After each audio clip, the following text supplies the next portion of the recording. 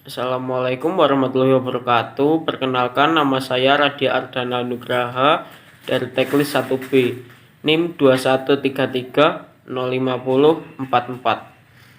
Di sini saya akan menjelaskan tentang UAS agama. Proses pendidikan agama Islam merupakan suatu upaya yang terstruktur untuk membentuk manusia yang berkarakter sesuai dengan konsekuensinya sebagai seorang muslim. Berdasarkan pada yang disebutkan dalam Undang-Undang Sistem Pendidikan Nasional tentang Pendidikan yang mengatakan bahwa pendidikan adalah usaha sadar dan terencana untuk mewujudkan suasana belajar dan proses pembelajaran agar peserta didik secara aktif mengembangkan potensi dirinya untuk memiliki kekuatan spiritual, keagamaan, pengendalian diri, kepribadian, kecerdasan, akhlak mulia, serta keterampilan yang diperlukan dirinya, masyarakat, bangsa, dan negara. Maka, tujuan pendidikan yang mendasar adalah mengembangkan potensi diri peserta didik, baik kognitif, afektif, maupun psikomotorik. Dengan bahasa yang lain, pada diri manusia terdapat 3 kecerdasan, intelektual, emosional, dan spiritual yang harus dikembangkan melalui langkah pendidikan. Hakikat pendidikan Islam sebenarnya adalah proses yang selalu terkait dengan nilai-nilai transendensi, vertikal, atau ketauhidan. Karena itu, pemaknaan pendidikan merupakan perpaduan antara keunggulan spiritual dengan kultural. Sebagai upaya memaksimalkan proses pendidikan agama Islam, dilakukan proses pembelajaran dengan pendekatan sufistik, dalam artian lebih mengedepankan keseimbangan antara intelektual, emosional, dan spiritual. Tujuan dari proses pendidikan adalah munculnya orang-orang yang berilmu pengetahuan luas dan memiliki kedalaman spiritual, yaitu lahirnya seseorang yang pandai menggunakan akalnya dan seseorang yang benar menggunakan hatinya. Hal ini merupakan harapan besar dari terselenggarakannya suatu pendidikan, karena apabila hanya menyandang pandai, maka kepandaian yang dimiliki akan dapat dikendalikan oleh nafsunya.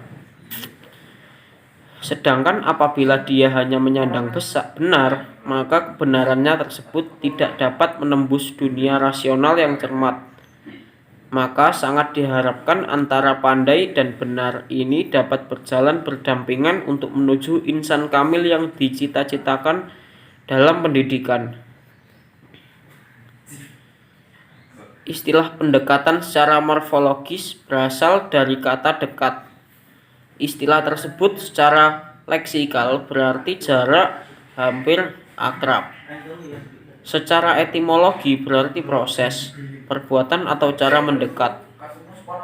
Dalam perspektif terminologi, istilah pendekatan berarti paradigma yang terdapat dalam suatu disiplin ilmu tertentu yang selanjutnya dipergunakan untuk memahami suatu masalah tertentu.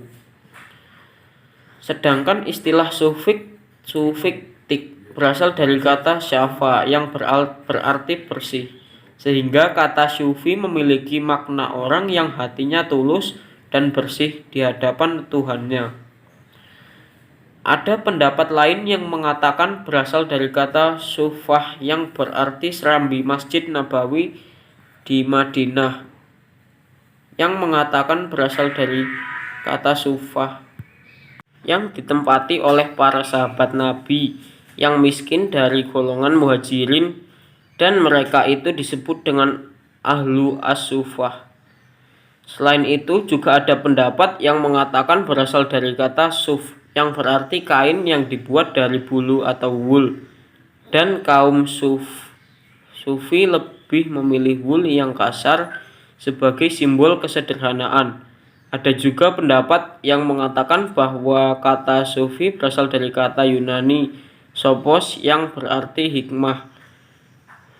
Dari beberapa pendapat yang ada, Pendapat yang mengatakan kata sufi diambil dari kata suf yang berarti wul adalah pendapat yang lebih diterima. Karena dengan berpakaian sederhana itu, mereka merasa terhindar dari sifat riya dan lebih menunjukkan kezuhudan. Dari banyaknya definisi tasawuf secara terminologi sesuai dengan subjektif masing-masing sufi, maka Ibrahim Basyuni mengklasifikasikan tasawuf menjadi 3 macam yang menunjukkan elemen-elemen, yakni 1. Al-bidayah sebagai pengalaman ahli sufi tahap pemula yang mengandung arti bahwa seorang secara fitrahnya sadar dan mengakui bahwa semua yang ada ini tidak dapat menguasai dirinya sendiri karena di balik yang ada terdapat realitas mutlak, dan elemen ini dapat disebut sebagai tahap kesadaran tasawuf. Al-mujahadah sebagai pengamalan praktis ahli sufi yang merupakan tahap perjuangan keras karena jarak antar manusia dengan realitas mutlak yang mengatasi semua yang ada, bukan jarak fisik yang berupa rintangan dan hambatan. Saya menerima argumen tersebut. Peradaban Islam adalah peradaban yang dibangun dari kata Iqra, sebuah kata yang secara filosofis merupakan simbol bahwa Islam adalah agama yang sangat peduli akan pentingnya menumbuhkan masyarakat yang maju dalam pengetahuan. Islam merupakan agama pendidikan, agama yang sangat menganjurkan umatnya untuk memahami segala fenomena yang terjadi di masyarakat. Islam sebagai agama ilmu pengetahuan sangat peka akan pentingnya sumber daya manusia. Untuk mengantarkan masyarakat yang educated, Al-Quran mengarustamakan istilah Iqra. Kalau tokoh dan pemikir dunia hanya mengatakan bahwa manusia sebagai makhluk sosial, makhluk politik, dan sebagainya, Al-Quran memperkenalkan konsep manusia sebagai makhluk membaca.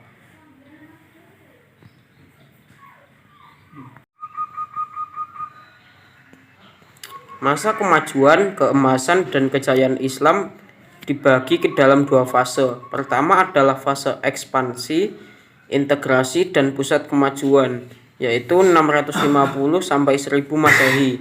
Kedua, masa disintegrasi antara 1000 sampai 1250 Masehi. Pada masa inilah daerah Islam meluas dari Afrika Utara sampai ke Spanyol di belahan barat dan melalui Persia hingga ke India di belahan timur. Daerah-daerah itu tunduk kepada kekuasaan Islam.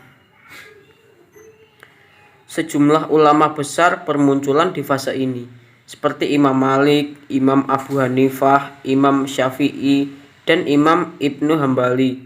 Dalam bidang fiqh, Imam Al-Asy'ari, Imam Al-Maturidi, Wasil bin Atta, Abu Husail Al-Nazam, dan Al-Jubail. Dalam bidang teknologi, Zunun Al-Misri, Abu Yazid Al-Bustami, dan Al-Halaj. Dalam bidang tasawuf, Al-Kindi, Al-Farabi, Ibnu Sina, dan Ibnu Miskawayh. Dalam bidang falsafat, Ibnu Hayyam, Al-Khawarizmi, Al-Mas'udi, dan Al-Arzi. Dalam bidang ilmu pengetahuan dan lain-lainnya. Ilmu pengetahuan baik dalam bidang agama, umum, dan kebudayaan juga ikut berkembang. Namun pada fase disintegrasi, keutuhan umat Islam dalam bidang politik mulai pecah. Kekuasaan khalifah menurun dan akhirnya Baghdad dapat dirampas dan dihancurkan oleh Hulagu Khan di tahun 1258 Masehi. Khalifah sebagai lambang kesatuan politik umat Islam hilang.